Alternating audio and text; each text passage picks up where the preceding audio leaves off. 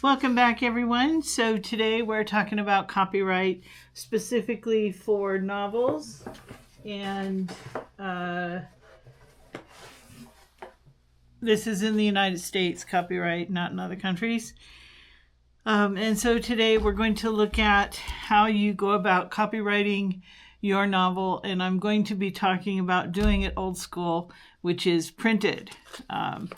And I'll talk about why I think you should be doing that today and some of the issues that we're facing. So you want to take your manuscript, format it to print it out. You'll need a cover sheet saying what it is and who the author is and your address on it. I've kind of blanked that out. You'll need covers. I use clear ones that you can get from any office supply store. So there's a clear one on the front and a black one on the back.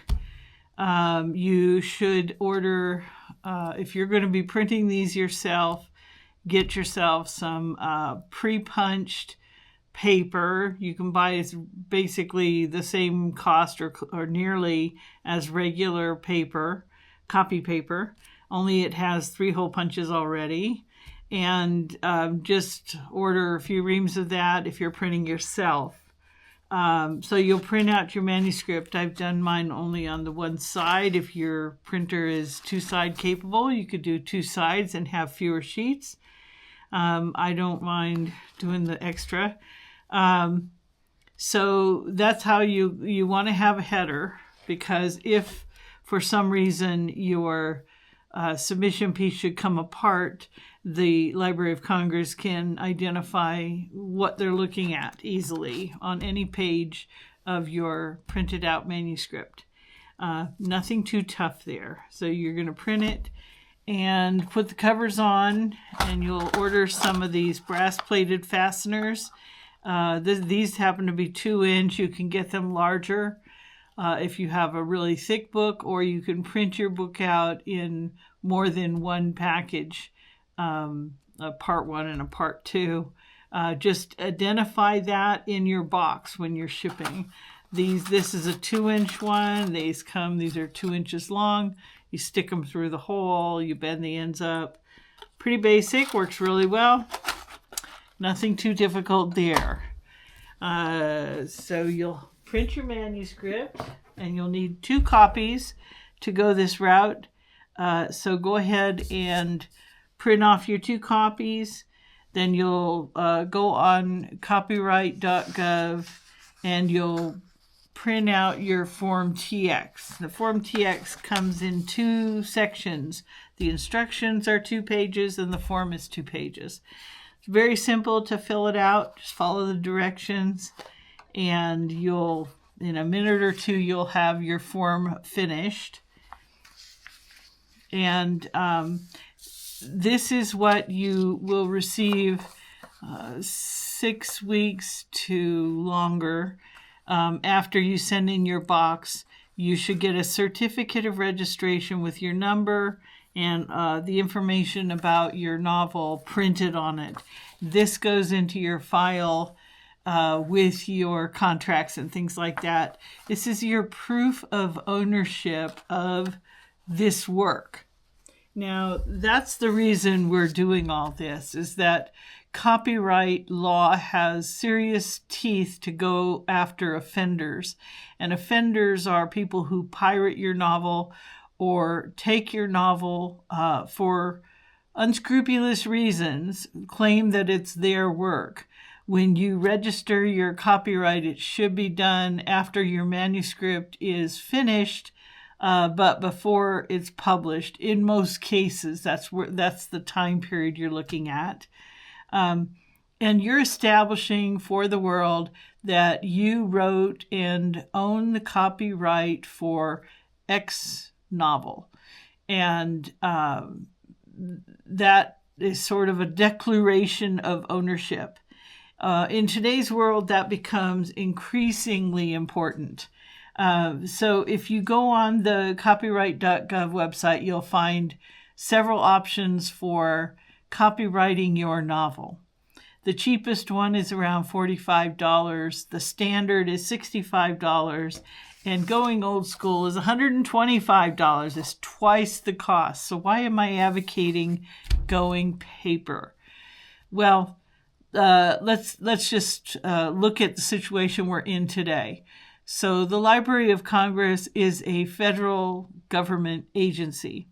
And as you know, with this new administration in 2025, the federal government agencies have been penetrated by DOGE, the Department of Government Efficiency, who is gutting a lot of our social services today, a lot of our agencies.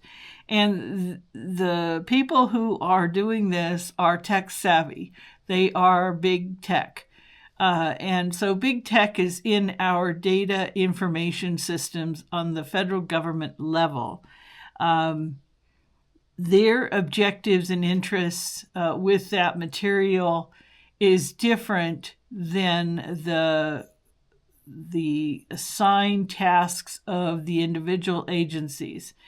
In the looking at the Library of Congress, they have already been invaded too, and so far they have stripped grants out of the library system across the nation through their manipulations in the databases. The issue goes much further than that. So we know that our government agency databases are insecure right now. They're exposed to big business technology companies.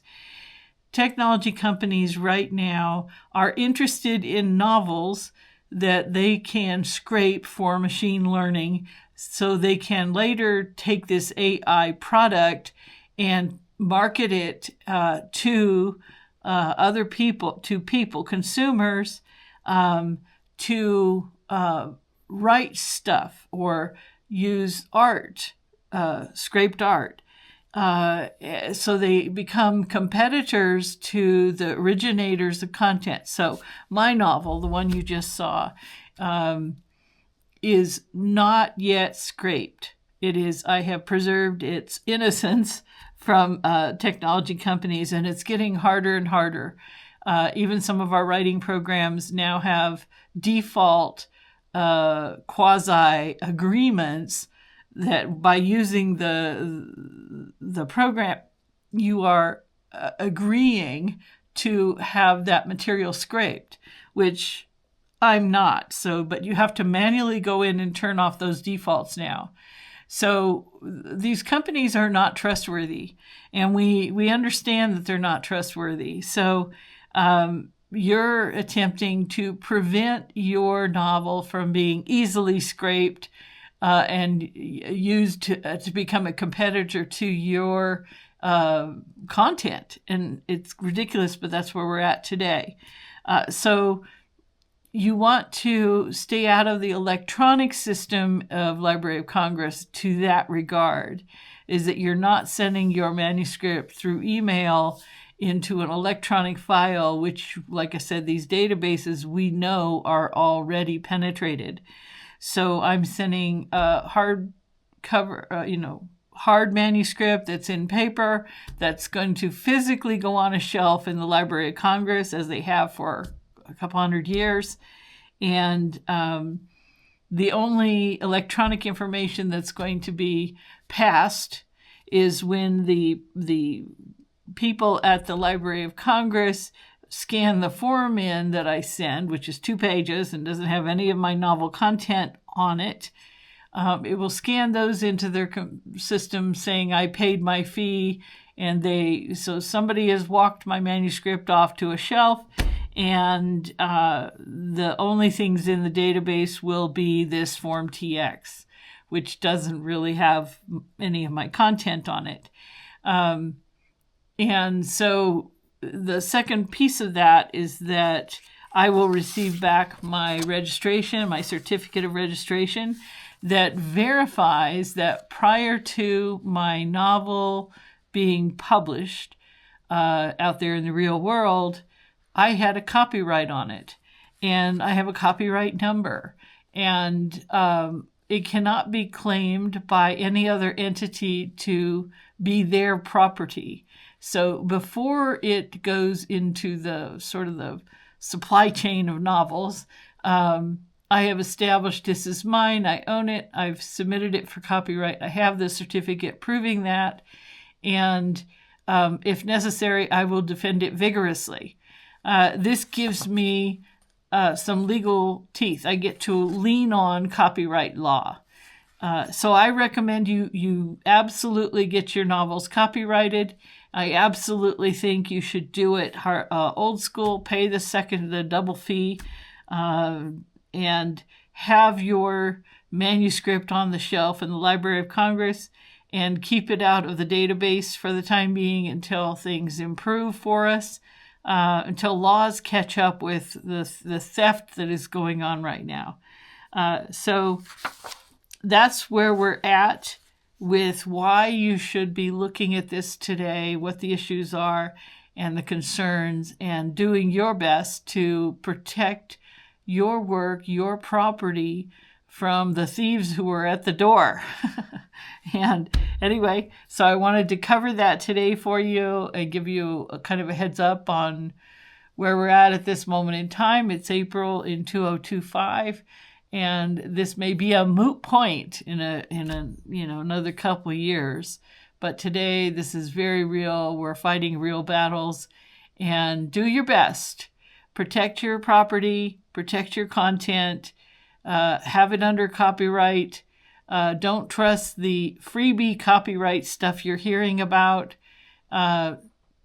Lawsuits are never simple, never easy, and like I said, with unscrupulous characters owning writing programs and are trying to scrape from the inside out, the idea that they can manipulate your works through the cloud or through backdoor access to programs that you have on your computer is getting more and more possible. So as writers, we have to defend our works any possible way we can do it that is reasonable. This is reasonable. Go out there, get your copyright, and I'll catch you on the next video. Bye.